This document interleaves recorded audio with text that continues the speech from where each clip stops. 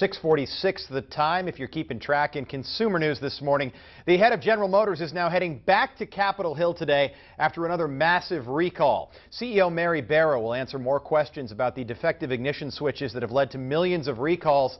The switches can turn off while the car is still driving, disabling several systems, including the airbag and power steering. At least 13 deaths have been linked to that problem. Barra is expected to tell lawmakers that GM is now developing a compensation fund for victims, which should begin processing claims in August. Elsewhere, popping bottles just got a whole new meaning. Bottles of 2013 Prosecco Brut champagne are now being recalled in Pennsylvania because they're spontaneously exploding before wine drinkers can even pop the cork. This is bad news. The Pennsylvania Liquor Control Board took the Italian wine off store shelves in 180 stores across the state. It's not just dangerous, that's going to be life-threatening. I mean, this is shards of glass coming at you at, 50 miles an hour. Yeah, the liquor board says they're looking into why the bubbly keeps bursting. And you know what? I want to put it on record. Kathy Lee and Hoda are drinking like Pinot Noir and like a nice Chablis on the show there. Like, why don't local markets have like a mimosa? I'm not trying to be excessive and have more than one, but like, couldn't we have mimosa on like Fridays or something? I don't know how the FCC would feel about that. I don't care about the FCC. They're doing it. We can do it. They're regulated.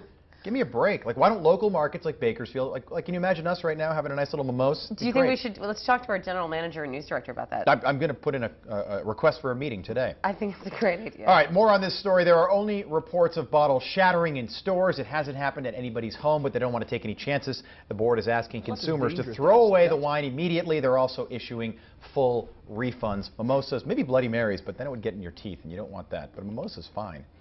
All right, and rumors are swirling that Amazon will unveil a new smartphone at an event in Seattle today. There are reports that the phone could be one of the most advanced on the market with a 3D display, retina tracking, and motion sensing technology. Devices are nothing new for the online shopping company. Amazon already sells e-readers, tablets, and a video streaming game console. And all you emoji lovers out there, listen up, get those texting fingers ready. 250 new emoticons will be landing on phone keyboards soon.